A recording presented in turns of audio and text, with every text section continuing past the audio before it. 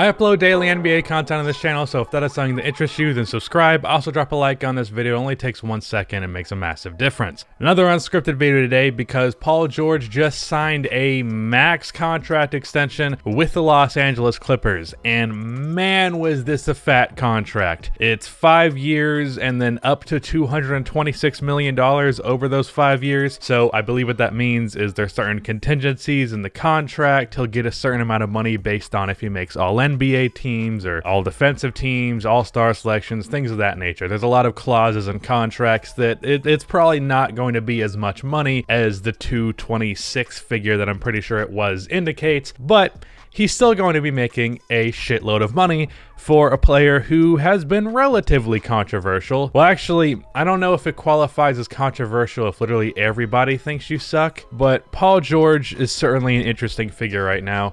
And I wanted to talk about what this contract means for him, what it means for the Clippers, and what it means for kind of the OKC Thunder as well, because they're contingent in this as well. So let's just talk about that.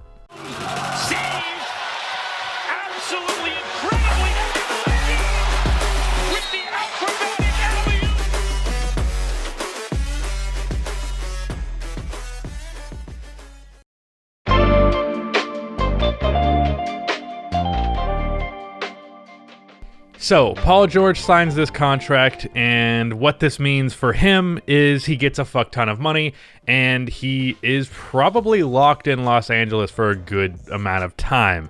He recently had a statement saying that he wanted to spend the rest of his career with the Clippers, which was funny because he said that about the Thunder and the Pacers previous, but obviously this time around he at least showed some level of commitment. Granted, he did do that with OKC too and then still force his way out, but I don't know if he could really force his way out now because his value now, especially in comparison to the contract he has, is much lower than it was previous. But Paul George is committed to the Clippers, and good for him on getting all that money. For the Clippers themselves, I saw a lot of people be very critical of this move right out of the gate just because of how much money the Clippers were giving Paul George. But the thing is, I feel like people are not treating this as though the Clippers are in a position of desperation when they very clearly are. Paul George leaving on top of Kawhi Leonard would mean that this team is just flat garbage for a long period of time with no selling point because the Clippers do not have their first round picks, and I feel like people are leaving this out of the conversation when talking about this contract. So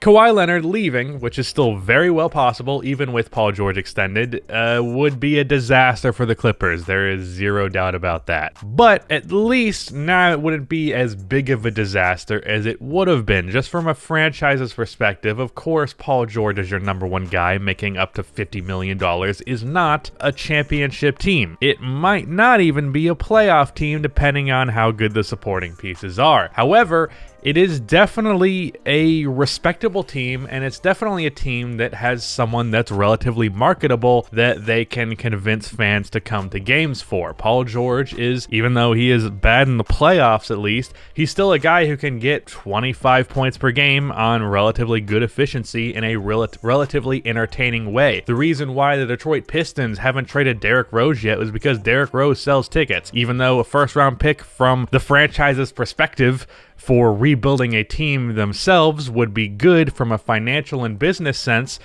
Derrick Rose brings in more ticket sales than a first-round pick does, and for that reason, they don't trade him. That's the same logic being applied to Paul George here. Yeah, they gave Paul George a lot of money, but if Kawhi Leonard leaves, the Clippers are going to tank in value if they don't have a star player to at least be okay in that shadow.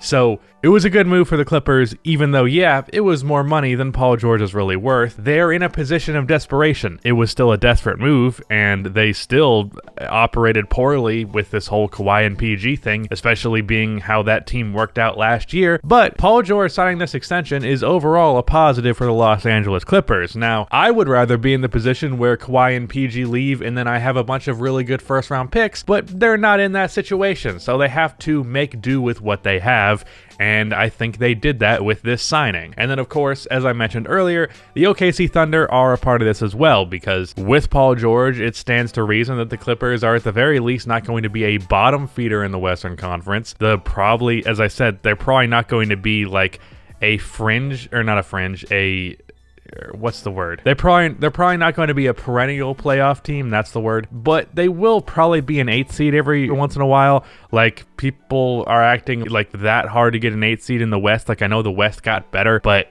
I mean, the Memphis Grizzlies were a playoff team below 500 in the West for a good while, and then the bubble just messed with that with the play-in tournament. But otherwise, they were a playoff team without being above 500. And I think in the Western Conference, Paul George as your leading man with a decent supporting cast, and they have some guys under contract for a long enough time to be decent, I do believe that can be a playoff team provided everything around that works out well. And for that reason, that means that the Thunder's first round picks that they got from the Clippers are not going to be as amazing in the longer term. Now, I'm not saying they're not going to get some good shit out of that. I think they have in total, including swaps, like 5 firsts, something like that. It was too much. It was far too much for Paul George. It's not going to be as big of a disaster for the Clippers as it could have been. It's not going to be quite to the extent of like the Brooklyn Nets watching the Boston Celtics draft both Jason Tatum and Jaylen Brown. Like, that's the big thing there, and they don't have to worry about that quite as much anymore. They might still get lottery picks, but they're probably not going to be like number 2, 3 picks in the draft. So it was actually number 1 in 2017 when they got Jason Tatum. So yeah, I don't think the Clippers are going to have to worry about that, and I think this is just going to be a way of staying mediocre. And a lot of people will look at that and be like, why wouldn't you just tank? But the thing is,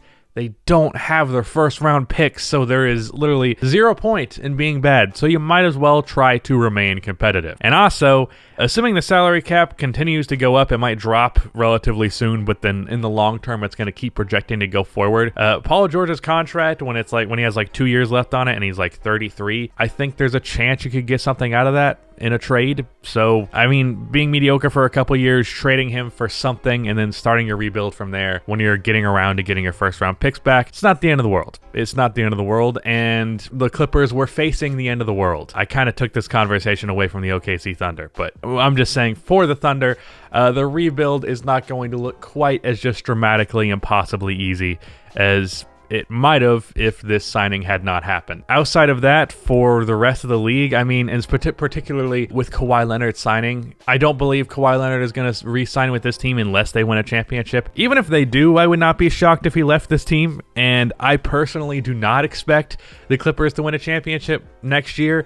Upon hindsight, obviously, originally I believed the Clippers to be a better team than the Lakers, and now I believe the Lakers were a better team by the end of last season, obviously, because they were the champions, but then in this offseason, they improved more than the Clippers improved. So, stands to reason they're going to be the best team in the league again, stands to reason they're going to win the championship again, and stands to reason that the Clippers will not be winning a championship, and for that reason, I believe Kawhi Leonard will leave the Clippers in free agency in 2021. To what team he goes to, not entirely sure. Might actually make that a video. But it's a very high likelihood that the Clippers are still in a very bad position in the NBA. It's just the difference of a very bad position and just a horrendously horrible worst position to be in the league by a country mile. And still not happy to be in a very bad position, but that's at least somewhat of a sigh of relief that you're not in the worst one. For the rest of the league, I mean, I don't think this really changes much. I am kind of disappointed this signing happened because, I mean, I guess it's not even a spoiler alert because now it can't happen. I was planning on doing a sign and trade for Paul George in my NBA series in the 3rd season and winning a championship from there, but then this just had to fuck all of that up. So can't do that anymore because I like trying to maintain realism. So yeah, that's a tough one. Unfortunately, that's probably not very likely to happen unless I could reword it, work it to where I just give them a dickload of first round picks and they just I don't know, man. Yeah, that was disappointing for me. I feel weird having like what I want to happen in the NBA be contingent to what would work in my NBA series, but that's kind of how it works. By the way, go check out the latest episode of that, just saying. For the rest of the league, the signing doesn't mean much. No one was really banking their future on signing Paul George. No one's future is really hindered by Paul George being on the Clippers, other than the Clippers themselves and, of course, the OKC Thunder's first-round picks. So this is not really that dramatic of a move for the league as a whole. It just really affects the Thunder. It really affects the Clippers. And it affects Paul George, obviously. And it also affects Paul George's agent and his financial advisor because they're just killing it right now. But yeah, that's kind of my thoughts on the Paul George contract situation. I don't think it's a big deal as many people are making it out to be. I don't think it's an L for the Clippers by far, even though, yeah, it is an overpay. They kind of had to do that, and still in a better position than they would have been if he just walked. So yeah. Shout out to Rudy for editing this video. That is the end of this video. Please be sure to like, subscribe for more NBA content like this, and keep the action music.